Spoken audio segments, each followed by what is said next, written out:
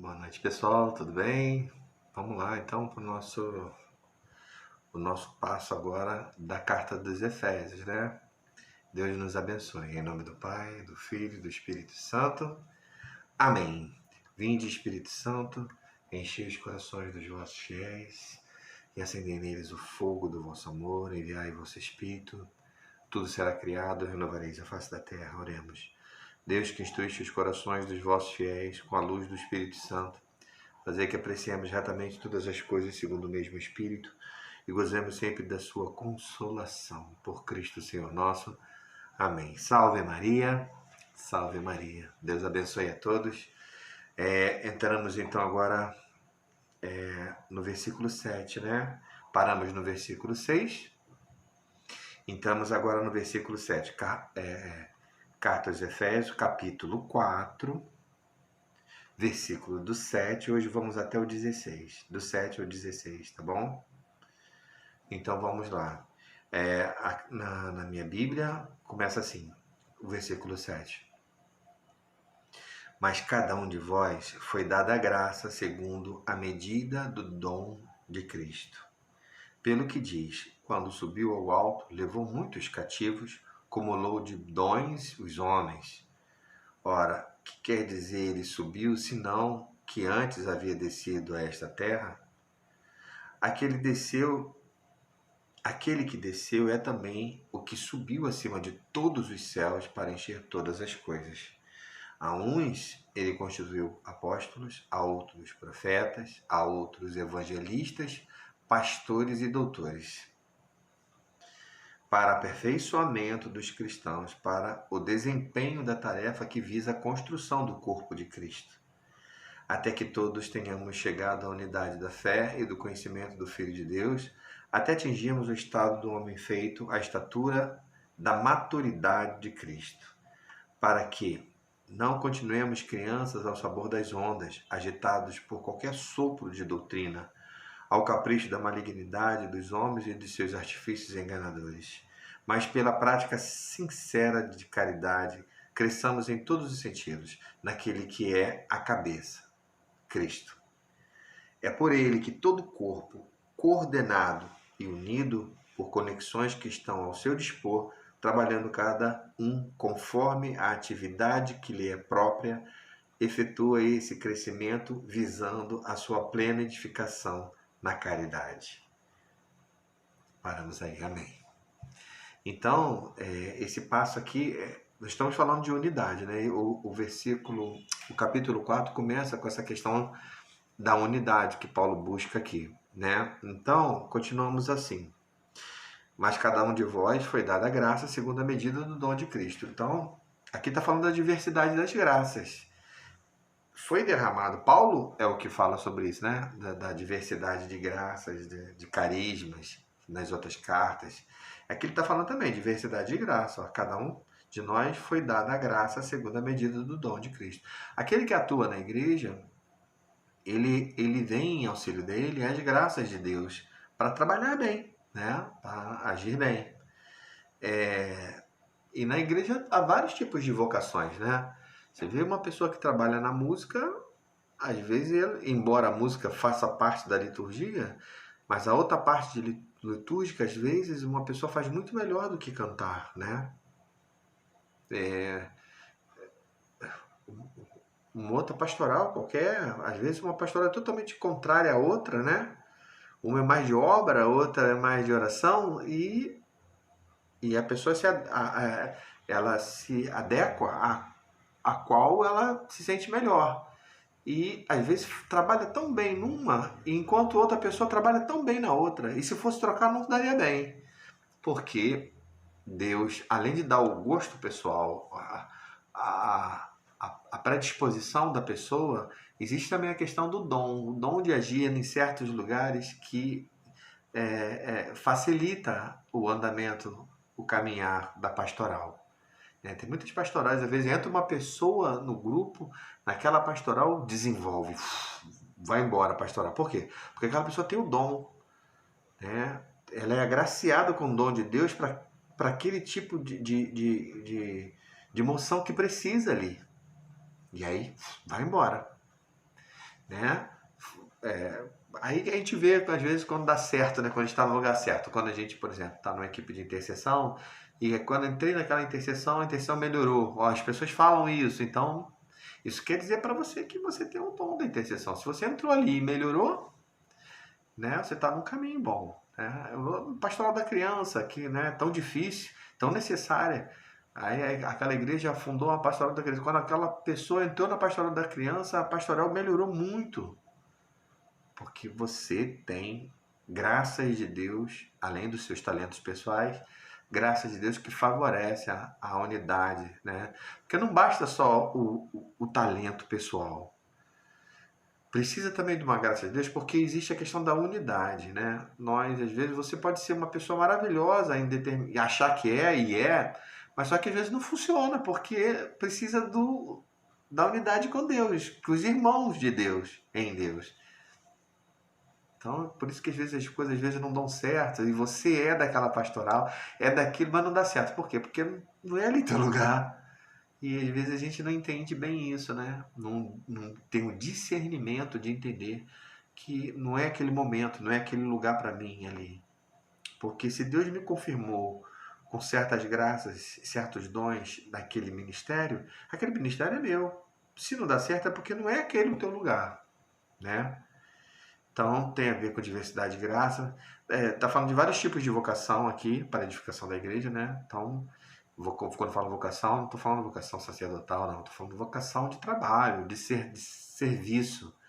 Então, eu sou vocacionado. Eu sou músico, por exemplo, eu sou músico, mas eu posso ser vocacionado a dar aula, né? Sou professor. Eu posso ser um bom cozinheiro, mesmo sendo músico, mesmo sendo professor. Eu posso trabalhar na cozinha e edificar, ajudar a edificar ali, porque eu tenho dons de cozinha, entendeu? Então, assim,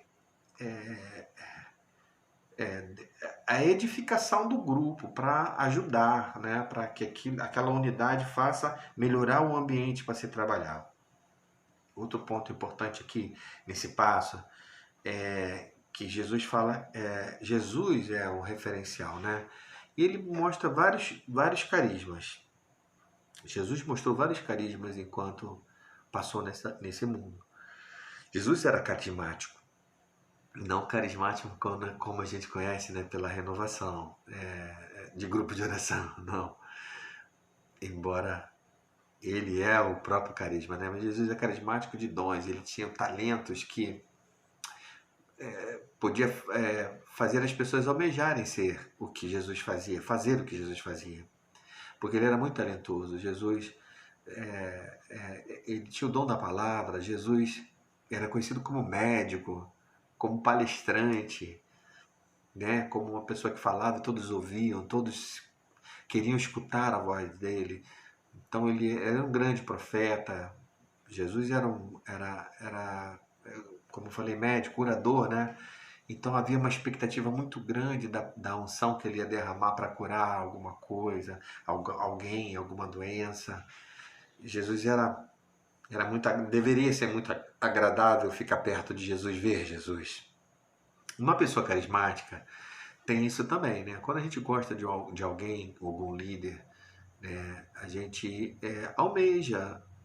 Se você é da pregação, você gosta de um certo padre pregando, de um pregador, então você acaba se espelhando, né, de um cantor, da forma de ministrar, você se espelha naquilo, né? Então Jesus é o grande modelo religioso porque ele acolhia os pobres. Jesus, ele visitava quem tinha até dinheiro, né? Quem era pecador, mas tinha dinheiro. Jesus sabia se relacionar. Jesus era admirado por todas as classes. Ele era admirado até por alguns fariseus, né? Nós sabemos que Nicodemo, José de Arimateia e outros que não tá citado na Bíblia, mas nós sabemos que admiravam Jesus. Por Jesus ser, não, Jesus não tinha nada, gente. Jesus, fisicamente, ele era pobre, vamos colocar assim, né? Ele era filho de carpinteiro, mas ele deixou tudo. Ele andava com os apóstolos, ele não tinha um ganho. Então ele admirava por quê? Pelos dons que ele tinha, que se manifestavam nele, né? E aquilo abarcava pessoas, aquilo chamava pessoas, né? E isso é muito importante para quem quer trabalhar, ter essa... A integridade de Jesus também é uma coisa muito legal, porque hoje uma pessoa que quer ser como Cristo tem que ter uma integridade muito legal. Se não é uma pessoa que tem alguma coisa que o abale, que fale mal dele, da pessoa, é muito difícil angariar pessoas para Deus. Embora ele pode ser até um santo já, uma pessoa até muito boa a Deus, mas o passado te condena, né? O mundo, infelizmente, é assim. Né? Então precisa muito dos carismas que vêm a nosso favor, a favor daqueles que pregam, para ajudar a melhorar, a chamar pessoas para Deus. Né? Jesus derramou sobre os homens a imensidade das graças para a unidade da igreja. Então Jesus aqui está falando nesse passo também que ele subiu acima de todos os céus. Né? Nos hebreus, na época de Paulo, eles tinham esse costume de separar céus, né? Os céus dos homens que estavam elevados, os céus dos anjos. E o lugar de Deus é aquele lugar acima de todos os céus.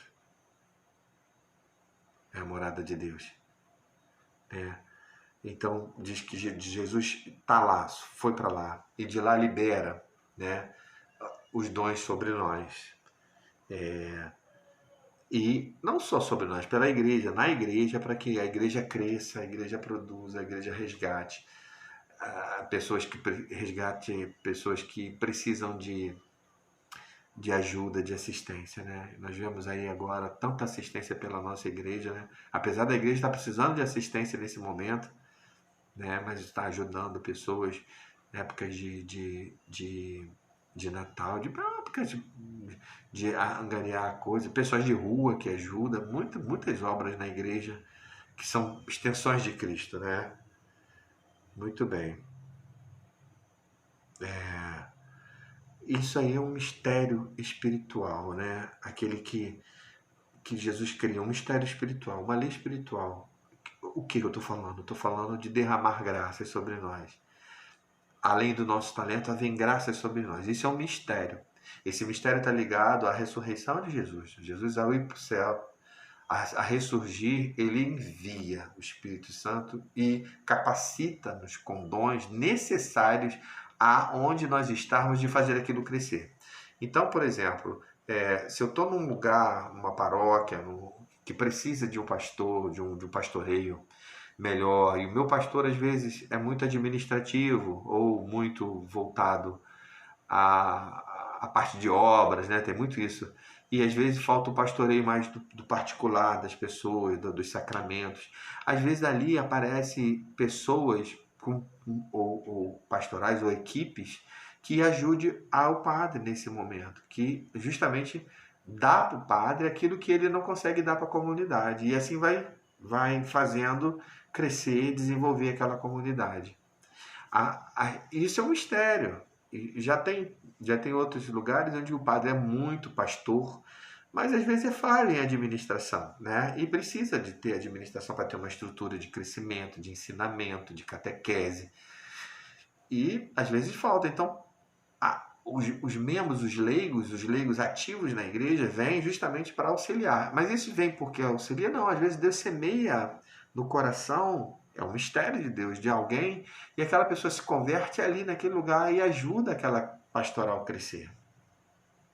Isso vem de Cristo ressuscitado. Ele envia. A nossa paróquia é muito rica, né, de pessoas, de pastorais hoje, né, né, tem muitas pessoas agindo com muita capacidade, porque houve muita conversão, muito chamado de Deus ali, né, as pessoas servem, né? E existe muitas paróquias assim, que tem muita gente para trabalhar porque cresceu, porque foi feito um bom trabalho, as pessoas se converteram e estão ali. Enquanto tem outros lugares onde tem tão pouca gente trabalhando, pessoas que estão com muita dificuldade de ir trabalhar porque não tem gosto, porque não teve alguém que chamou, buscou isso, ativou isso. Né? Muito bem. Aqui no versículo 11 ele fala assim, a uns ele constituiu apóstolos, outros profetas, outros evangelistas, outros pastores e doutores. Né? Aqui são os primeiros ofícios, né, e ministérios da nossa igreja. aqui está se referindo principalmente, gente, a pregação, ao ensino, né? E o governo da nossa igreja. A parte administrativa, a parte de ensinar, né? Então, ele cita aqui 5, que a gente não vê mais, né? Mudou tudo. Aqui é o começo, é o início da igreja.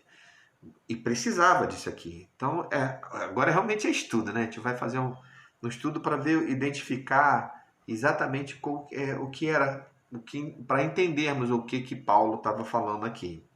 Então, ele fala de apóstolos. Apóstolo, vocês sabem, poxa, apóstolo, teve 2 apóstolos, Jesus escolheu apóstolo. Apóstolo quer dizer as pedras fundamentais, né? Os fundamentos da nossa igreja são nos apóstolos. Nossa igreja é católica apostólica romana. O que os apóstolos pregaram sobre Jesus, o que eles aprenderam, o que eles viveram e que eles passaram para o mundo. São as pedras fundamentais da nossa igreja. Então, mas os apóstolos naquela época eram pessoas enviadas como missionários, né? Eram missionários enviados por Deus para fundar novas comunidades.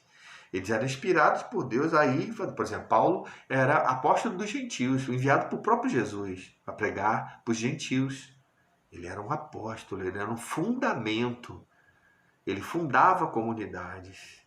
Ele tinha essa autoridade de fundar. Todos os apóstolos foram fundadores de comunidade onde eles foram, onde deram as vidas. Alguns permaneceram em lugares, outros fundavam e foram para outros lugares. Os apóstolos eram assim.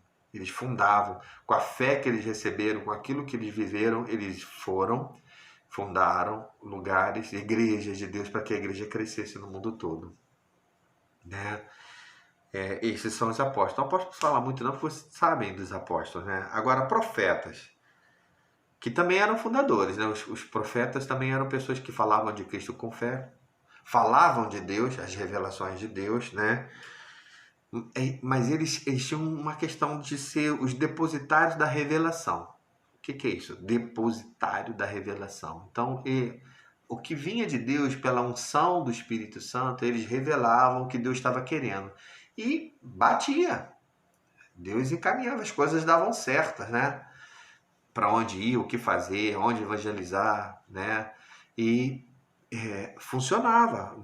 Os profetas, eles tinham autoridade também, como os apóstolos tinham, principalmente porque eles falavam em nome de Deus, né? Mas qual era a característica primordial dos profetas? Eles tinham que edificar, exortar e consolar as comunidades. Edificar é construir, botar edifícios, né? Botar uma ordem numa obra. Exortar, como eu falei, animar. Tá crescendo aqui, vamos animar, não vamos desistir, gente. Não vamos ficar tristes, vamos lá, vamos desistir do que a gente está fazendo aqui, não. Às vezes acontece uma coisa, né?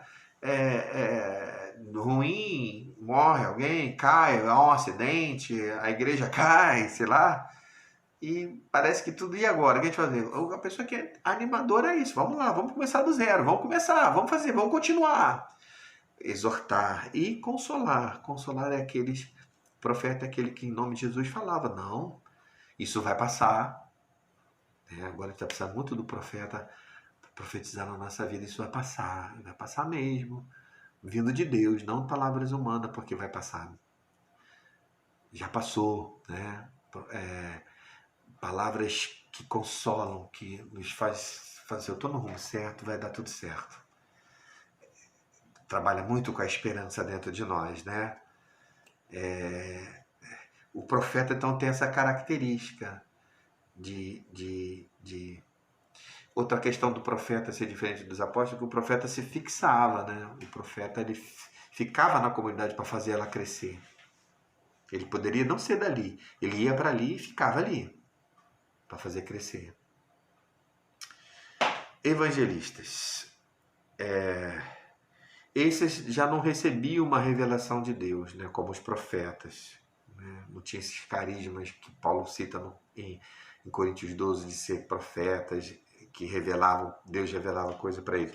Não. Na verdade, eles se dedicavam à pregação do Evangelho. Você sabe que o Evangelho, ele era, havia várias cartas, né? Nós sabemos que Mateus, João, Marcos, eram cartas que circulavam, as cartas de Paulo, Lucas, né? O Evangelho de Lucas. Eram cartas que circulavam, contavam a vida de Jesus. Mas os evangelistas eram aqueles que contavam a vida de Jesus. Não só por cartas, pelo Evangelho. Eles contavam aquilo que eles ouviram dos apóstolos. Eles contavam, narravam as histórias de Jesus. É assim, de boca, né? Às vezes liam, claro, também as cartas, mas eles é que pregavam o Evangelho, pregavam a vida de Jesus. Mostravam as riquezas de Jesus Cristo, né? Detalhadamente, como se tivesse uma carta, um ensinamento, né? Os evangelistas são esses, não propriamente vinham mensagem, não. Eles pegavam alguma coisa já concreta e passavam para o povo, né?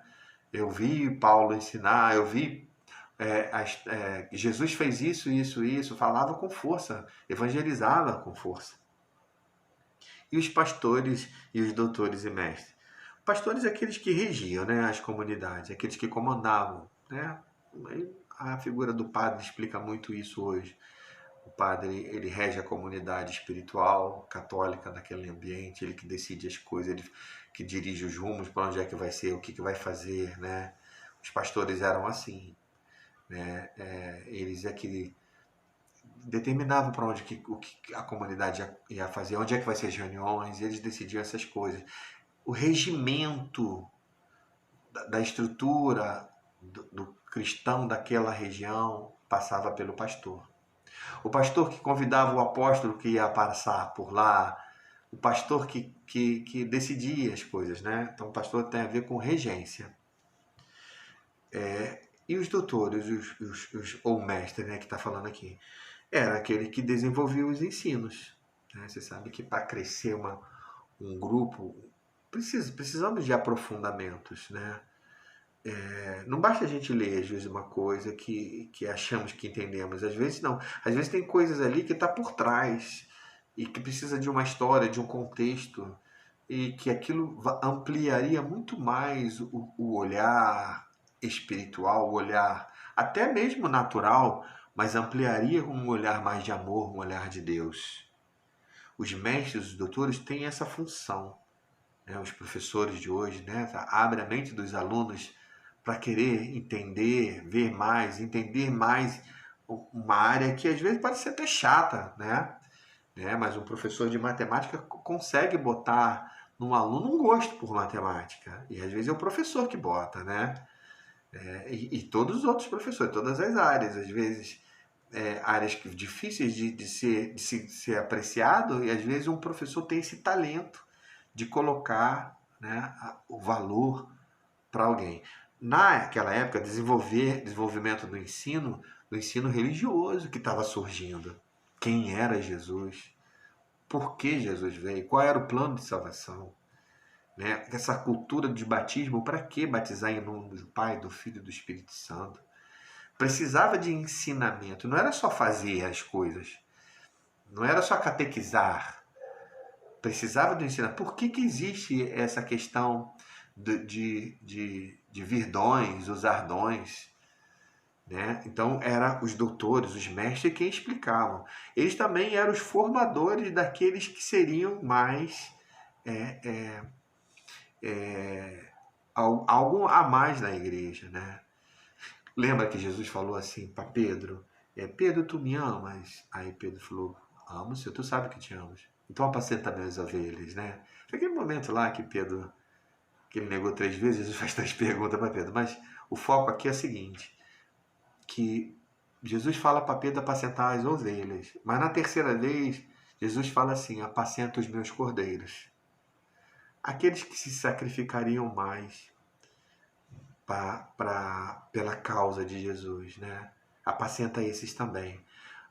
Os doutores, os mestres, formam também aqueles que vão mais além. Não que as pessoas não tenham capacidade, mas aqueles que dão passos a mais para ensino, para uma estrutura, para algo maior que vai vir, né? Por exemplo, o que seria dos padres sem os professores, né? Hoje nós sabemos que existem pessoas que dão aula nos seminários que são leigos, que não são padres, que dão aula para futuros padres. São doutores, mestres, né? Ok? Professores de teologia que dão aula lá. É interessante. Geralmente são padres, mas existe, por exemplo, em vários outros lugares, professores que não são religiosos, né? De ordem, né? São leigos, formados, capacitados e são excelentes professores. Ok? Muito bem? Então, o passo continua, né? Para aperfeiçoamento dos cristãos. Então, o objetivo nesse trecho que nós lemos aqui, que estamos estudando, que é do 7 ao 16, é a formação e o amadurecimento do cristão, né? Paulo está colocando aqui que um cristão ele tem que crescer, amadurecer. Isso aqui é legal para a gente. Você tem que crescer e amadurecer. Como é que faz isso?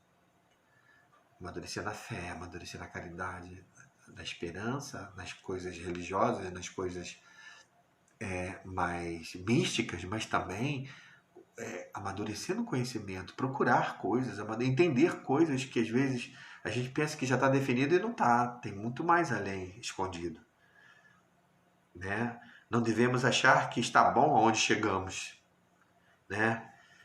Deus, na verdade, tem sempre algo a mais a nos dar, a nos esclarecer. Até de uma coisa que parece que está já resolvida. Deus sempre tem algo a mais a falar sobre isso.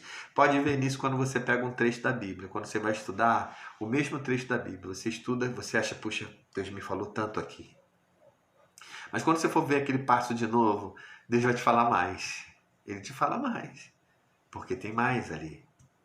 Não só porque Deus te fala mais, você também está diferente. Com aquilo que você acumulou, ele pode ir mais à frente.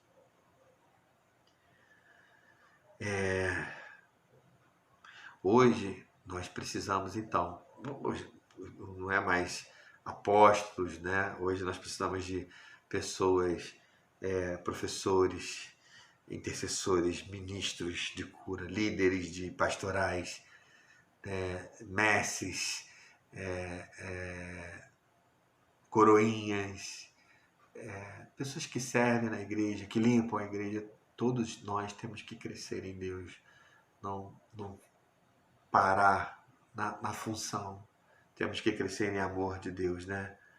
Deus, aliás, fala aqui nesse trecho que derrama os dons para isso, para que a igreja cresça em santidade e fé. Os dons são derramados para que a igreja cresça. E quem faz a igreja crescer é você tomando posse dos dons que Deus te dá e usando com amor, com fé, com esperança. Amém. Fiquem com Deus em nome do Pai, do Filho, do Espírito Santo. Amém.